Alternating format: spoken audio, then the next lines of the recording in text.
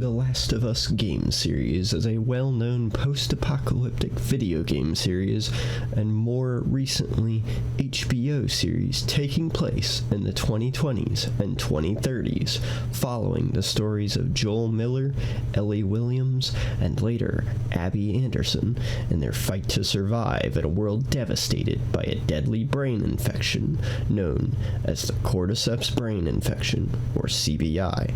Its dangerous mutated creations, and of course, their fellow humans as well.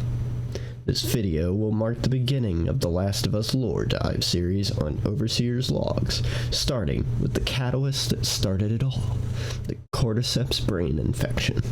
In this video, I will be delving deeper into the Last of Us Cordyceps Brain Infection, its real-world counterparts, its difference between the game's depiction and the show's, and its overall role in the story of The Last of Us. The Cordyceps Brain Infection, abbreviated as CBI, is a mutated parasitic fungal infection derived from the real world's Cordyceps fungus, a genus of Asomycete fungus, or sac fungi.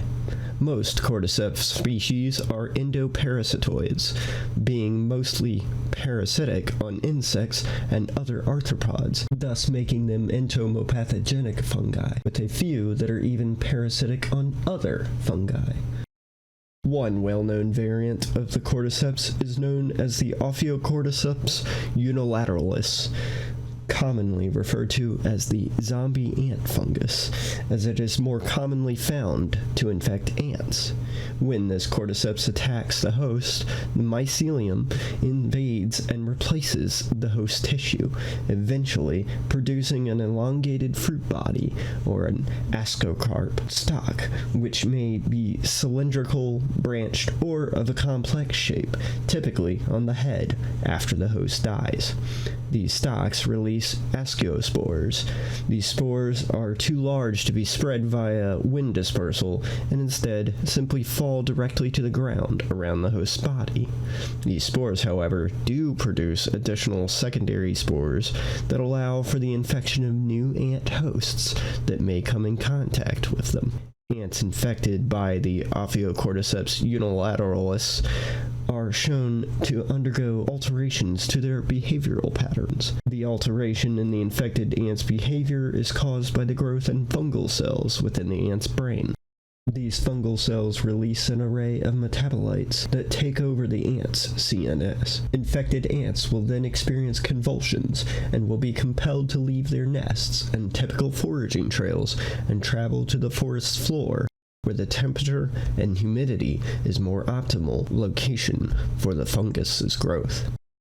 After reaching the optimal height, the ants then use their mandibles to attach themselves to a major vein on the underside of a leaf, typically referred to as the death grip, where the host remains even after its eventual death. While attached to the leaf, the fungus will further its growth on the body of the ant and eventually, as discussed previously, produce a fungal stalk from the head of the ant that releases spores on the ground to spread new infections to new viable hosts.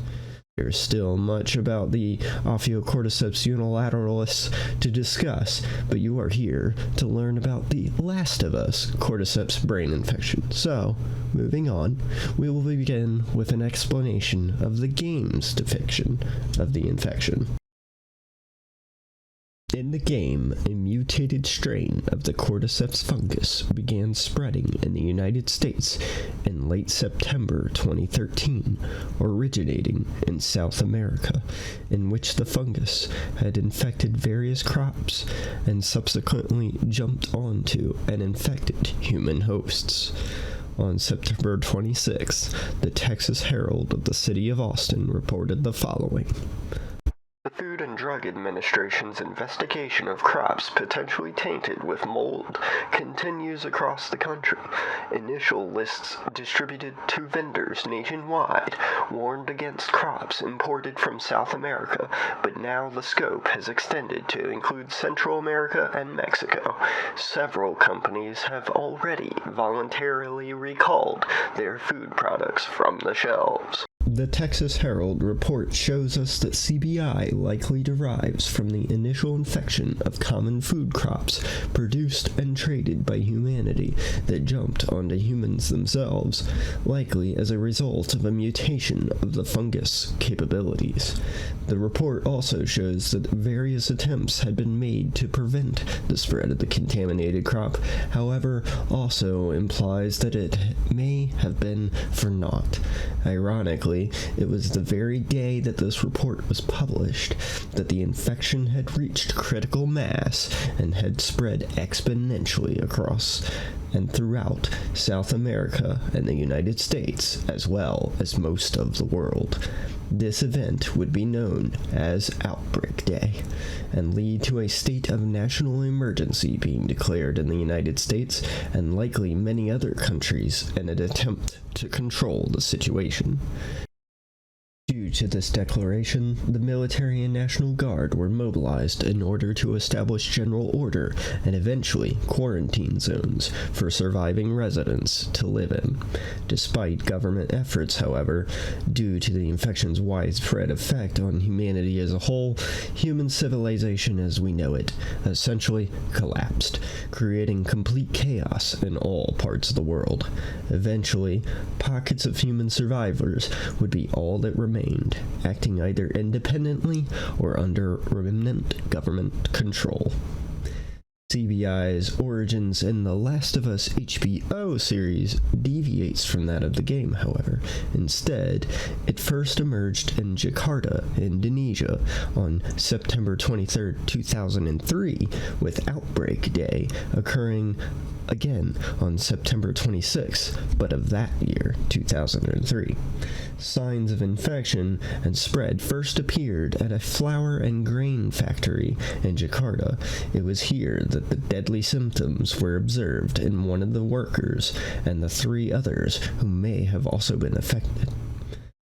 An additional 14 workers would also go missing due to infected-related attacks.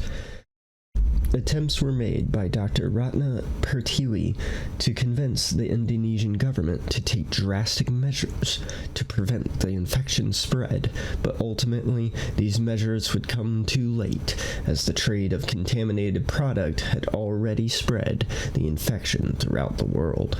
By September 25th, contaminated product had reached the United States and was subsequently purchased and consumed unknowingly by millions of Americans. The following day, hospital admittance skyrocketed and the infection spread had reached pandemic levels. Not long after, the infection would take over its host's behaviors, leading to widespread attacks, thereby further spreading its infection. On September 27th, a state of national emergency was declared, and the Federal Disaster Response Agency, or FEDRA, the United States military, and local law enforcement were mobilized to halt the spread of infection.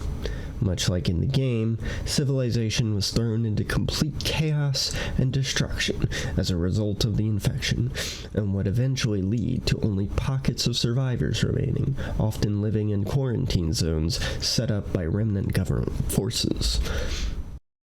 Unlike the game, the show shows us how the outbreak of infection affected areas outside of urban centers, as by September 30th, towns and countrysides lacked a high infected presence. Federal forces would be sent to retrieve people living in those areas and escort them to the various quarantine zones set up throughout the country to avoid potential further infections.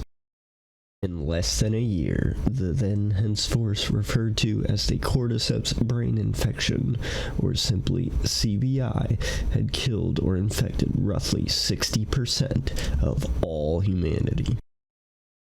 CBI would grow inside its host while the host was still very much alive and spread throughout the body, mutating until total control of the host is exerted and further infectious spores are spread from the host's body after death. An infected host nearing death, much like the real-world counterpart, will seek out dark and damp areas to die in, which allows for the fungus to grow even further after the the initial host's death and spread its spores in the surrounding area.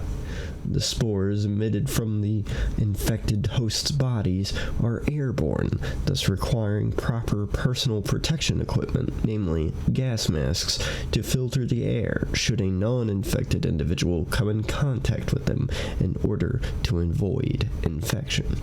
However, unlike the real-world cordyceps, CBI could also be spread via infected human hosts biting non-infected humans. The infected individual's instinct to bite may be derived from the death grip concept, as seen with the real Ophiocordyceps unilateralis. Those bitten by the infected hosts will quickly show signs of infection around the bite area, with speed of infection being dependent on the area of the bite. Signs of infection include difficulty breathing and sluggish movement. The area around the bite itself will turn red and black, or as in the case of the HBO series, will show signs of fungal tendrils underneath the skin.